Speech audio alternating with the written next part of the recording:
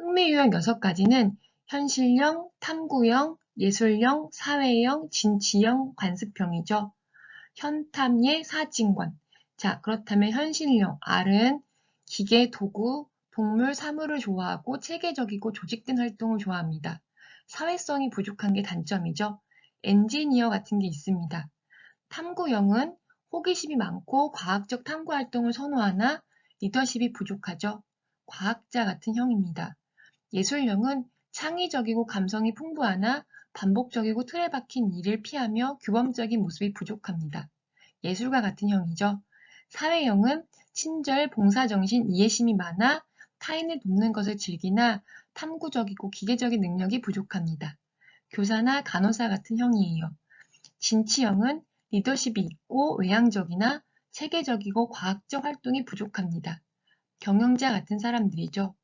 관습형은 자료 정리를 잘하고 책임감이 강하나 변화와 융통성이 부족한 점입니다. 회계사 같은 형이 관습형입니다. 자, 이거 2번 2023년도 1차에서도 나왔고 2차에서도 나왔었죠. 아주 중요한 거니까 잘 정리해 두세요. 상담자가 갖춰야 할 태도 3가지는요. 일무공 이렇게 해서 일치성, 무조건적 수용, 공감입니다. 일치성은 말 그대로 일치해야 되는 거잖아요. 그러니까 상담자의 감정이나 생각을 있는 그대로 인정하고 일치화시켜서 있는 그대로 표현하는 것입니다. 무조건적 수용은 그대로 받아들이는 거니까 내담자의 마음이나 비판, 판단 없이 그대로 수용하는 거죠. 공감은 내담자의 감정과 경험을 느끼고 이해하는 것입니다. 오늘은 직업 상담자 2급 정리, 목동에서 합격의 기운을 드릴게요. 상담자 갖춰야 할 태도 3가지 알아보았습니다. 자, 그러면 인지, 정서, 행동의 REBT 상담의 기본 개념인 ABCDEF 모델의 의미를 알아보겠습니다. 첫 번째 A, 바로 선행사건이죠.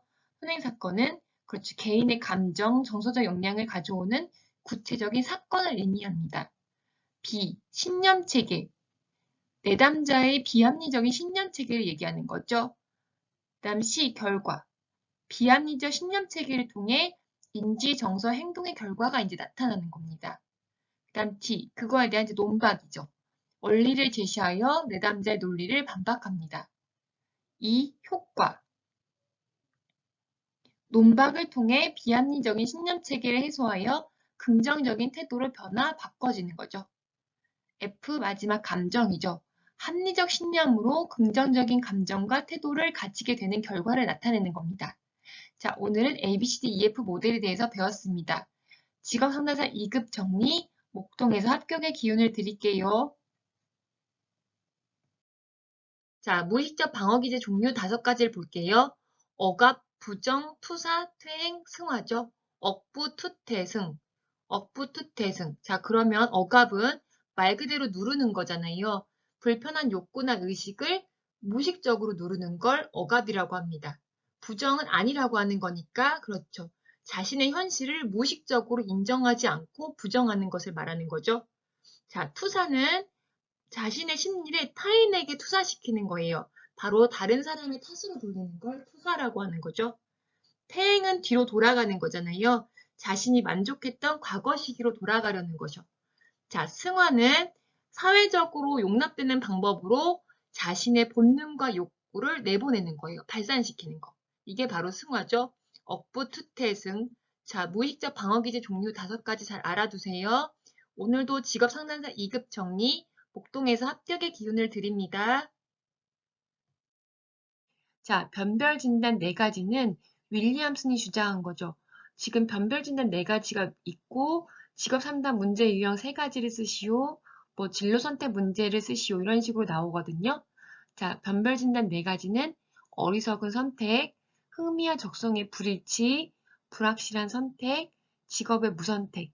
저는 어흥 확 물어버린다 해가지고 어흥 확 무 이렇게 외웠거든요. 자, 그럼 볼게요. 어리석은 선택이라고 한 건 말 그대로 선택이 어리석은 거잖아요. 그러니까 자신의 능력보다 낮은 직업이나 흥미 적성에 관계없는 직업을 선택하는 거죠. 그 다음에 불일치라는 말은 흥미와 적성이 맞지 않는 거죠. 그러니까 흥미와 적성이 안 맞거나 적성은 맞으나 흥미가 없는 경우를 이야기합니다. 불확실한 선택은 선택이 불확실한 거니까 직업을 선택했지만 직업 선택에 대해서 확신도 없고 자신감도 없는 상태이죠. 직업의 무선택, 아무것도 선택하지 못하는 거예요. 직업을 선택해 본 적이 없거나 선호하는 직업을 선택하지 못하는 경우를 이야기하죠. 자, 변별 진단 4가지 윌리엄슨에 대해서 배웠습니다. 오늘도 직업 상담 2급 정리, 목동에서 합격의 기운을 드려요. 직업으로 보지 않는 활동 6가지는 자기 집의 가사 활동이죠. 집안일이요. 학교에서 학습에만 전념하는 학생인 경우도 직업이 아닙니다. 무급으로 봉사하는 경우도 아니고 사회복지시설 수용자의 시설 내의 경제활동도 직업이 아닙니다. 이자나 주식형 배당, 임대료 등의 자산 수익도 직업이 아니죠. 도박, 강도, 절도, 사기 등의 불법적인 활동도 직업으로 보지 않습니다. 예금, 적금, 토지 매각 등의 금융자산의 수입 활동도 직업이 아니죠. 경마, 복권 등의 배당금, 주식 투자로 시세차익을 얻는 경우도 직업으로 보지 않는 활동 6가지에 속하는 거죠. 직업으로 보지 않는 활동 6가지를 서술하시오라고 한다면 여기 지금 8가지를 보고 이 중에 6가지를 쓰시면 됩니다. 거기에 해당하는 거에 맞게 공부해서 서술하시면 돼요. 자, 오늘도 직업상담사 2급 정리, 목동에서 합격의 기운을 드립니다. 자, 직업분류의 원칙, 예를 들어서 3가지를 한번 살펴볼게요. 첫 번째, 주된 직무 우선의 원칙. 두 번째, 최상급 직능 우선의 원칙. 생산 업무 우선의 원칙. 자, 주, 최, 생 이렇게 해서 직업분류의 원칙 3가지를 외우시면 됩니다. 주된 직무 원칙이라는 거는 2개 이상의 직무를 수행하는 경우 직무 내용과 관련된 항목에 명시된 직무 내용을 비교 평가해서 더 상관성이 높은 항목으로 분류하는 거죠. 만약에 교육과 진로를 같이 하는 의대 교수가 있다면 직무 내용은 관련이 더 높은 분야로 분류하는 거죠. 자, 최상급 직능 수준 우선의 원칙은 뭐냐면 더 높은 직능을 먼저 하라는 뜻이잖아요. 그러니까 수행하는 직무가 완전히 다른 훈련 경험으로 얻어지는 것이 아니라면, 그렇죠. 가장 최상급 직능을 필요로 하는 것을 우선으로 분류하는 거죠. 만약에 조리와 배달의 비중이 같다면 직능 수준이 높은 조리로 분류하는 겁니다. 자, 3번째는 생산 업무 우선의 원칙입니다. 이거는 생산과 공급이 같이 이루어지면 생산 단계를 우선으로 분류하는 거죠. 생산과 공급에서 공급보다는 생산이 우선인 거예요. 빵집에서 빵 만들기, 바로 제조하는 거랑 판매하는 거랑 2가지가 있다면, 그렇죠. 생산에 맞춰 분류하는 거예요. 생산이 더 우선이니까요. 자, 이렇게 직업 분류 우선 원칙까지 해서 알아보았습니다. 오늘도 직업 상담사 2급 정리, 목동에서 합격의 기운을 드려요. 확률 표집 방법 3가지, 단순 무선 표집 방법, 층화 표집 방법, 군집 표집 방법, 단층군 이렇게 외우시면 되거든요. 단순 무선 표집 방법은 말 그대로 단순하게 표집하는 거잖아요. 구성원들한테 일련 번호를 부여하고 그 번호들 중에서 이제 무작위로 필요한 만큼 표집하는 방법이죠. 자, 층화 표집 방법은 층화라는 말은 계층이 있는 것처럼 얘기하면 돼요. 모집단이 서로 다른 하위 집단으로 구성되어 있는 경우 각 집단에서 필요한 만큼 표집하는 방법입니다. 군집 표집 방법은 군집, 그러니까 집단으로 되어 있을 때 모집단을 서로 같은 집단으로 구분해서 해당되는 집단을 표본으로 추출하는 겁니다. 단층군, 확률 표집 방법 3가지 잘 외워두세요. 직업 상담사 2급 정리, 목동에서 합격의 기운을 드려요.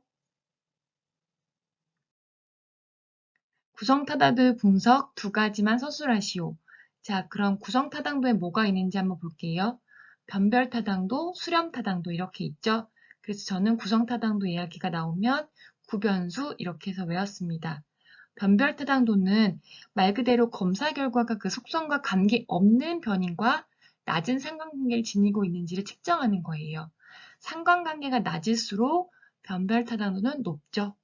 그럼 수령 타당도는 그렇죠. 검사 결과가 그 속성과 관계 있는 변인과 높은 상관관계를 지니고 있는지를 측정하는 거죠. 당연히 상관관계가 높을수록 변별 타당도는 높다. 이렇게 해서 변별 타당도와 수렴 타당도를 구분하시면 됩니다. 이번 2023년도 2차에 나왔었던 문제이죠. 자, 잘 외워두세요. 자, 오늘도 목동에서 합격의 기운을 드려요. 자, 투사적 검사의 장점, 단점 세 가지씩 알아볼게요. 장점에는 당연히 다양하고 독특한 개인의 반응을 이끌어낼 수 있는 좋은 점이 있죠. 그 다음에 검사에 대한 방어 자체가 적습니다. 평소에 인식하지 못했던 무의식적인 내용을 이끌어낼 수 있는 게 바로 투사적 검사의 장점입니다. 자, 단점은요. 검사의 신뢰도와 타당도가 낮은 편이죠. 검사의 상황 변인이 검사 반응에 영향을 미치고요. 검사의 채점과 해석에 있어서 매우 높은 전문성을 요구하게 됩니다. 자, 오늘 이렇게 해서 직업상담사 2급 정리, 목통에서 합격의 기운을 드려요.